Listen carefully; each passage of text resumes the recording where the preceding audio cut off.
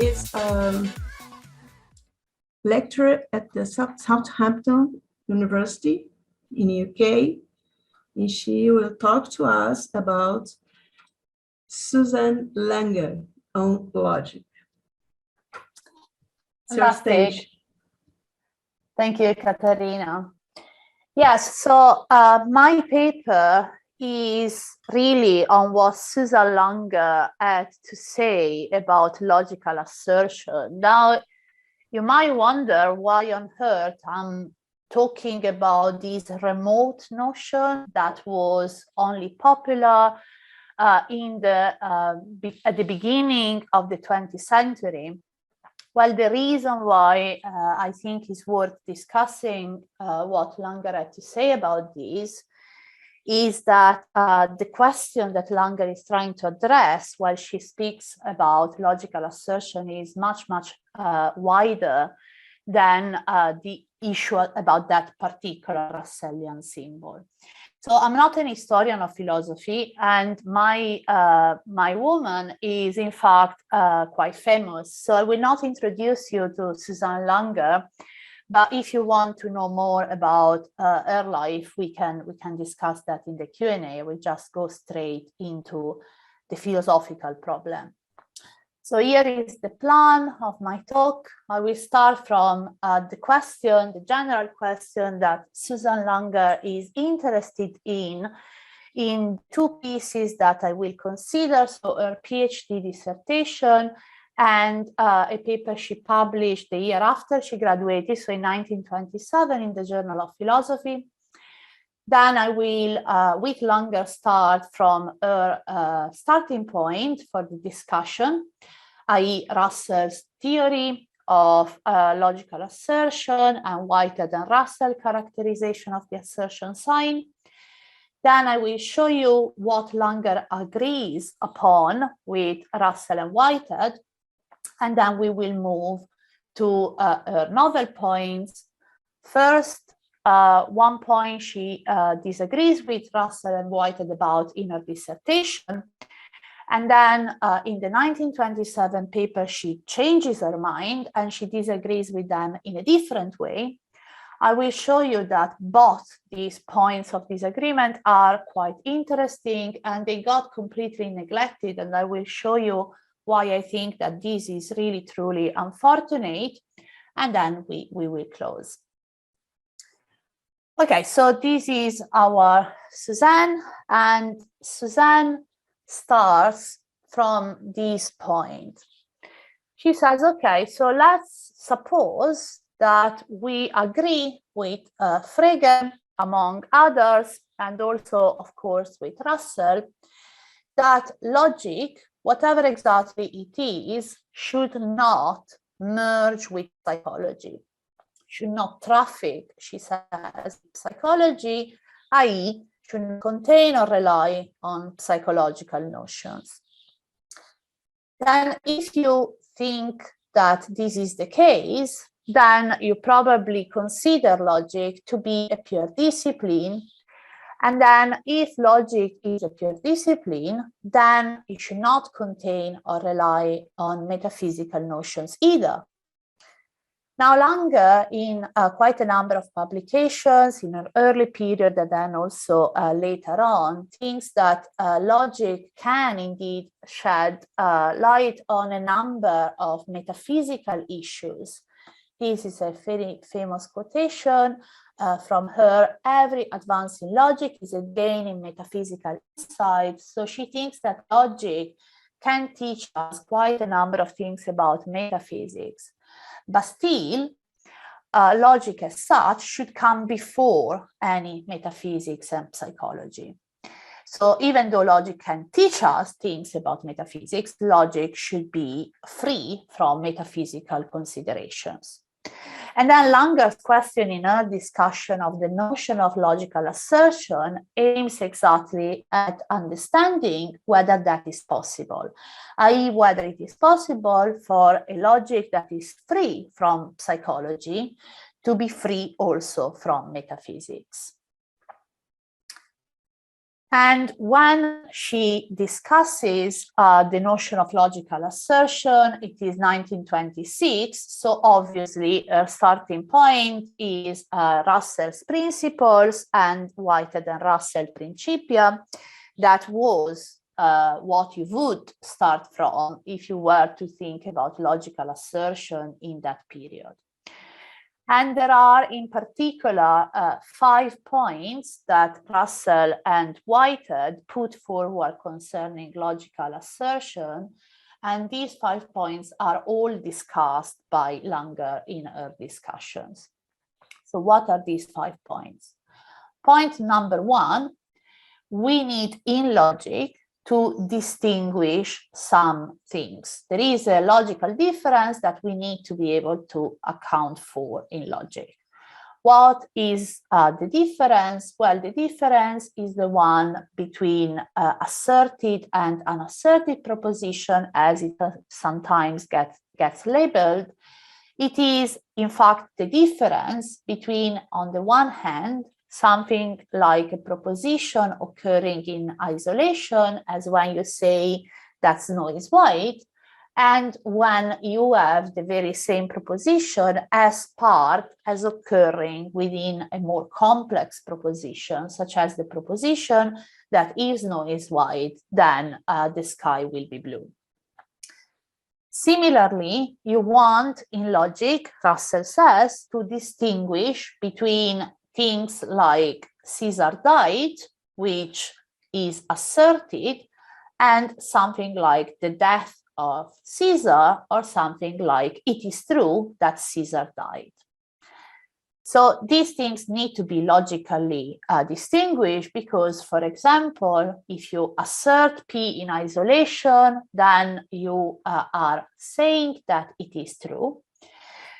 But if you say that if P then Q, then P might be true or false. So there is a logical difference there. But second point, this difference cannot be accounted for as a difference of concept or of logical form. This is Russell. The concept which occurs in the verbal noun is the very same as that which occurs as verb. The difference does not depend upon grammatical form. For if I say Caesar died is a proposition, I do not assert that Caesar did die, and an element which is present in Caesar died has disappeared. So there is a logical difference. If we cannot account for it in terms of the concepts, Caesar and died occur in both. The logical form is the same. So what can we do? Third point, well, we should not rely on a psychological notion. Here is again Russell in the appendix of the principles. There is a great difficulty in avoiding psychological elements here, and in that Frege, who introduced the assertion sign, has allowed them to intrude in describing judgment as a recognition of truth. So there is a logical difference. It's not in the concepts, it's not in the logical form. We should not rely on psychological notion. So we need to find something else. And this something else is exactly the logical notion of assertion that Russell puts forward. There is a psychological sense of assertion which does not run parallel with the logical sense. In P implies Q, either or both of the proposition PQ may be true, yet each in this proposition is unasserted in a logical and not merely in a psychological sense. Thus, assertion has a definite place among logical notions, though there is a psychological notion of assertion to which nothing logical corresponds. So Russell introduces this notion, and he tentatively characterizes it within logic, where logic is the study of propositional forms. The notion of logical form is characterized in terms of truth. This is the case in the principles and also in Russell's and Whitehead Principia. So in the Principia, Whitehead and Russell say, if if P then P asserted occur, that is the symbol that Frege introduced, and it is the symbol for logical assertion, it is to be taken as a complete assertion convicting the author of error unless the proposition is true, as it is. The assertion sign is to mean that what follows has the value 1. Similarly, Russell in the Principles, already 7 years earlier, says there is another sense of assertion in which only true propositions are asserted. True and false propositions alike are in some sense entities and are in some sense capable of being logical subject, but when a proposition happens to be true, it has a further quality over and above that which it shares with false proposition, and it is this further quality which is what I mean by assertion in a logical as opposed to a psychological sense. Good, so this is Langer's background. Again, there is a logical difference that we need to account for. It cannot be accounted for in terms of logical form or the concepts. We don't want to rely on psychology. So what can we rely on? According to Whitehead and Russell, we can rely on a logical notion of assertion that within logic, which is in the Principia, the study of propositional forms, is to be characterized in terms of truth. And then Langer, as I said, discusses all these points, and both in her dissertation and in the 1927 paper, she agrees on a few of their points. So she agrees that there is a logical difference that needs to be accounted for. And she also agrees that this difference is neither in the concepts nor in the logical form. In fact, she doesn't just agree on that, but she also goes into further details. Whitehead and Russell are very, very brief when they explain things. Langer is much more detailed, and this is from her 1927 paper, but you can find more or less the same point also in the dissertation. In common speech, inverted commas mark an unasserted proposition in common discourse. The inverted comma has a function similar to that of the symbol natural of musical notation.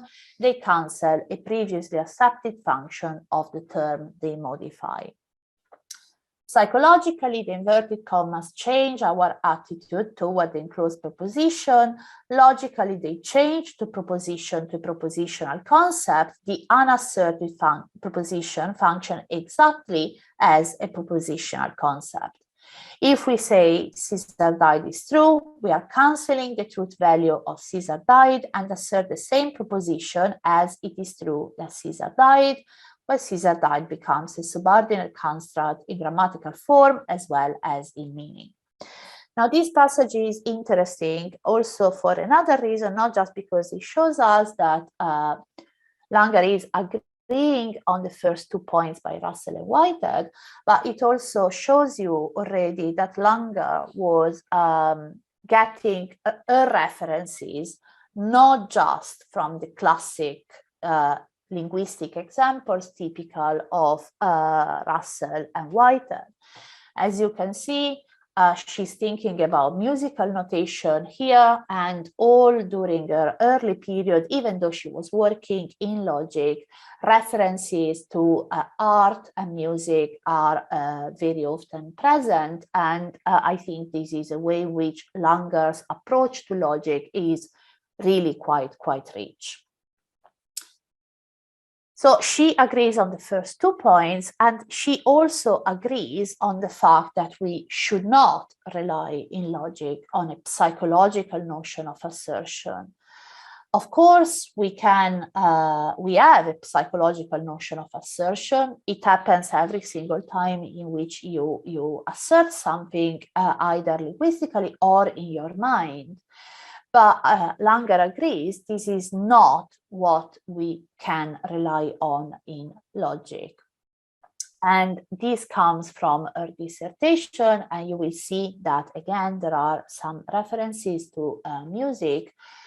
So the psychological element of assertion will not be caught in any calculus, but this is not due to the shortcoming of formalism, but to the fact that these are interpretational elements which cannot be rendered in abstracto any more than the sound of one line C sharp or the feel of velvet. So we should not rely on psychology, and that's absolutely fine. This is exactly what logic should not do, and we should not say that logic is therefore limited because it cannot take into account a psychological aspect, because it would be like saying that logic is limited because it cannot render the feel of velvet. Those things are not part of logic. Now, these three claims by Russell and Whitehead and Russell, as you can see, are things that Langer agrees upon, but this is where the agreement ends. And now comes what I think are the most interesting parts of our discussion, i.e. the points where Langer starts to disagree with Russell and with Whitehead. So first of all, let's check what she says in the dissertation. So in the dissertation, she disagrees already on point D. We saw that Whitehead and Russell think that in order to account for the logical difference we want to account for, we can rely on a logical notion of assertion, and Langer thinks that this is not the case, because she thinks that we can rely on something, but that something is not a notion of assertion. Here is the passage: assertion is related to belief, despite Mr. Russell's somewhat vague allegation that there is a non-psychological sense of assertion. You can see that Langer is not particularly keen on Mr. Russell's remarks. In this non-psychological sense, assertion P simply means that P has some place in the system and the assertion sign is an item of punctuation. So what is Langer saying here? She's saying, yes, we can use that symbol, we can use the assertion sign to distinguish P occurring in isolation and P as it occurs as part of a longer, more complex proposition, but that sign is not a sign of assertion. It's simply like the full stop. It is an item of punctuation.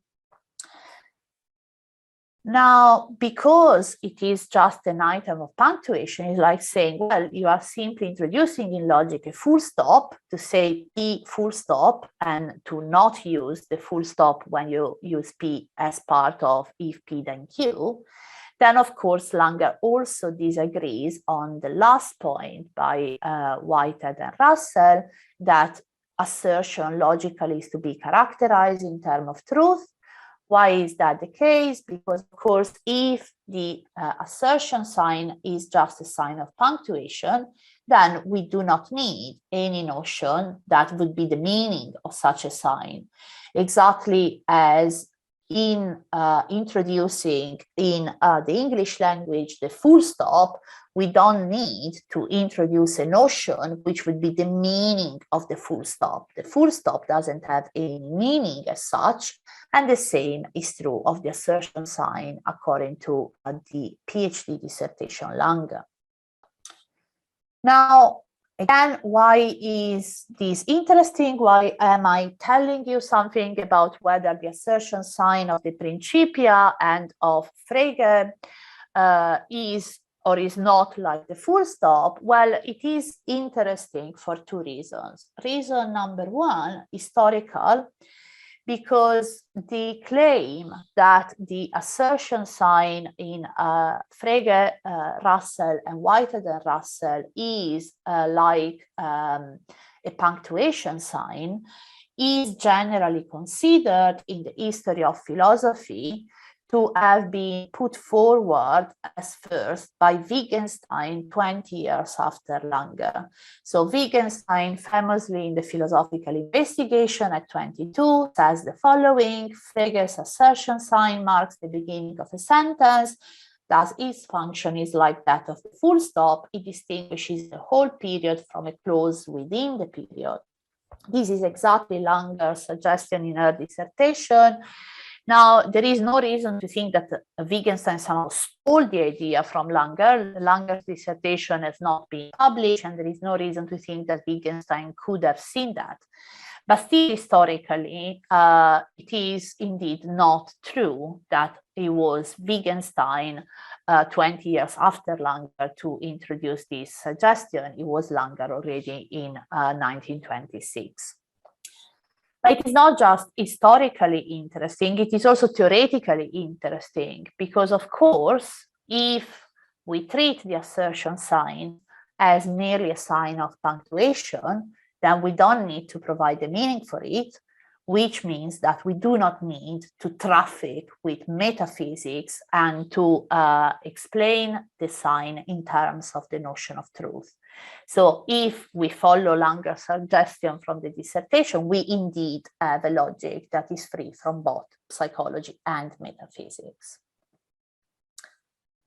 Now, as I was telling you, things then rapidly change, and in the 1927 paper, instead, Langer doesn't mention anymore the suggestion that the assertion sign would be a sign of punctuation. She approaches the matter in a different way. So what is the way? Well, in the 1927 paper, in fact, Langer agrees with Russell and Whitehead on there being a genuine notion of logical assertion. So she changes her mind, and this is what she says: there is assertion in a logical as opposed to a psychological sense. There is indeed Russell's purely logical sense of assertion. So she now agrees on point D, but that still doesn't mean that Langer is in agreement with Russell and Whitehead, because in the 1927 paper, she disagrees on their last point, i.e., that in logic, which is the study of propositional forms, logical assertion is to be characterized in terms of truth. How is it that she disagrees about that? Well, Langer's point is the following. According to your idea of logic, you are authors of the Principia, logic is about propositional forms. But you yourself say that the difference we want to account for in the first place is not a difference in the concept or in the grammatical form. So it is part of the very project of Principia that logical assertion cannot be accounted for in terms of what the Principia is about. And moreover, we cannot rely on the notion of truth because, of course, truth is not a matter of form. So this is her put the question, having recognized that the difference is not in concept or logical form, puts the question of truth value and the closely related problems of meaning and assertion definitely outside the scope of Principia. For the material of logic, according to that inimitable classic, is the general forms of propositions and the relations which obtain between these forms, the study of propositional structures. So Principia cannot deal with logical assertion because of what they say logic is. And then the question for Langer becomes, okay, can we have a notion of logical assertion such that we can indeed have it as part of logic? And then there are, of course, two ways to understand what logic is that would allow logical assertion to be part of logic. So as we saw, according to Whitehead and Russell, logic is the study of propositional forms, and there are two ways to call that into question. The first way would be to say that logic is not just a study of structures, but maybe it is also the study of the relationship, suppose, between propositions and reality. And then we could have the notion of logical assertion characterized in terms of truth as a matching with reality, as what Langer says, the famous correspondence theory of truth that Mr. Russell seems to accept. The second way would be to say that logic is not the study of propositional structures, it is the study of structures, but not only the propositional ones.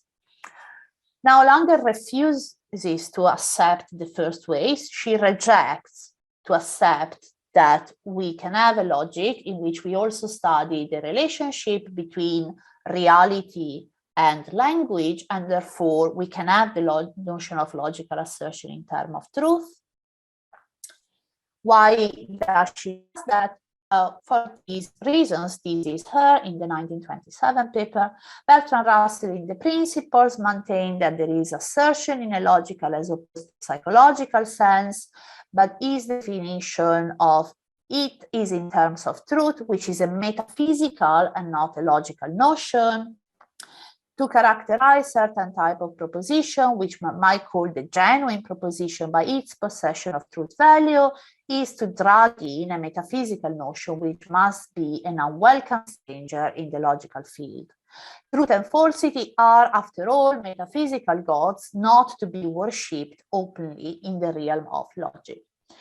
So then she decides to go with the other way. So to hold that logic is the study of structures, but not just the propositional ones.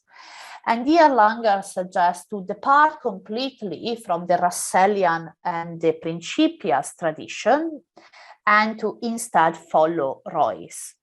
This is her again. Royce defined logic as the study of type of order. This is essentially the point of view I wish to advocate. The logic is the study of forms as such, regardless of content. Orderliness and system, says Royce in the Principles of Logic, are much the same in their general character, whether they appear in a Platonic dialogue or in a modern textbook of botany, or in the commercial conduct of a business firm, or in the arrangement and discipline of an army, or in a legal court, or in a work of art, or even in a dance, or in the planning of a dinner. Order is order. And you can see how much more ecumenical the notion of logic Langer wants to endorse. Now, why is changing this view of logic, allowing a notion of logical assertion?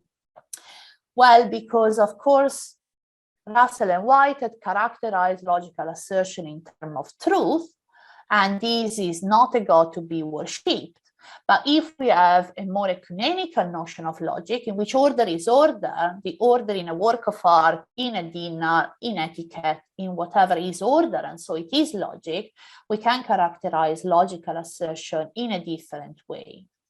If we allow our logical interest to cover forms of every sort merely as forms, instead of confining ourselves to the propositional form like Russell and Whitehead, we can detect relations among these structures. We shall find that there is an innumerable system or partners in the world of which the propositional system is merely a special one. That these patterns might be compared and the system which exemplify them may be brought into relation with one another, and the traditional allogical notion might be brought into the scope of logic, as we include not only the relation of elements within one system, but the relation of certain systems to each other. So what happens is that, according to Langer, logical assertion is simply putting in a relationship different orders. So, for example, we can logically assert that Socrates loved Plato because there is one of these structures which happens to be the structure of reality, where indeed Socrates loved Plato. But of course, there is more. We don't need to traffic with metaphysics and only think about what is true in reality, because logic is about all these structures. That the structure referred to, this is again her, but the true proposition happens to be the order of existence, is interesting for metaphysics, but irrelevant in logic. This might be the structure of reality, as in assertions of fact, or of an imagined world, as in the case of poetic truth, and of carefully constructed beliefs, as in hypotheses. When I say Hamlet loved Ophelia, the symbol refers to a structure which exists in a definite consistent order, and this order is Shakespeare Hamlet. This further reference to a whole order of construct in what is implied by logical assertion of a proposition. We can certainly assert in a logical sense that Hamlet loved Ophelia. So what is the idea here? The idea is not, as sometimes histories want to report, that Langer wanted to do in logic things like poetry, is that by considering also things like poetry and music, Langer is able to fix problem that was primarily a logical one in the notion of classic logic that in fact Russell would endorse. It was a problem for Russell what logical assertion is, and she could fix it by extending the scope of logic. The illogical factor of meaning, truth assertion, which early beset Mr. Russell and recently drove Mr. Wittgenstein to mysticism, appears to me to have sprung from the error of treating logic as essentially a study of propositional forms. But the logic which concerns itself with all sorts of forms allows for an analysis of structures, including propositional form, and promises to save some important logical relation for the present metaphysical limbo. We can then avoid mysticism and Russell metaphysical hoodoos. So why is this second account interesting? Well, first of all, historically, because as Floyd has maintained in a beautiful paper published in 2009, Langer's work form a bridge between the American idealist tradition by putting forward Roy's ideas of logic and the Russellian tradition. Secondly, because this notion of logical assertion is really quite close to the notion of truth in a model as we know it today, so much so that she might be considered one of the early defenders of such an approach, while she in fact is not at the moment. And theoretically, it is interesting because, again, treating logical assertion as a relation among logical structures does save metaphysics, does save logic from a metaphysical limbo. So just to summarize super quickly what I did. So as Verheij has recently maintained, Langer dissertation is generally viewed as one of the best Harvard theses in logic from that period. It wasn't, in fact, exactly for Harvard, because Harvard didn't accept women then, but it was from the corresponding college for women. A 1927 paper appeared in the Journal of Philosophy, and as Ostertag has stressed recently in a paper, it wasn't an obscure venue then, and it is definitely not an obscure venue now either.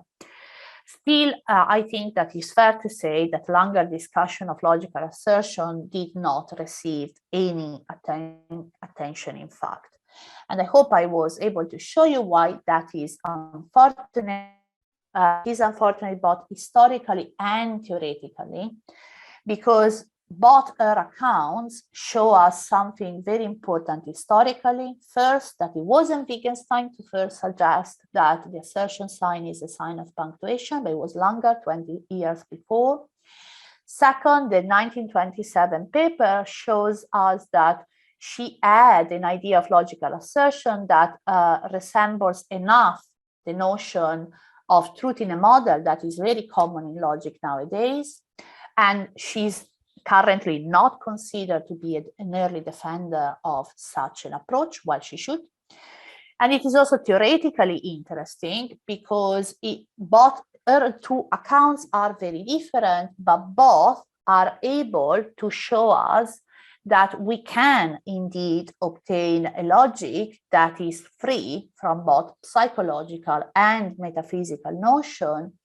And both accounts show us that considering more than propositional forms, having within a discussion of logic things like the natural symbol in music or works of art or the order in a dinner might be a very good idea to save the logic that is traditionally the study of proposition from some problems and to save it from the metaphysical hoodoos.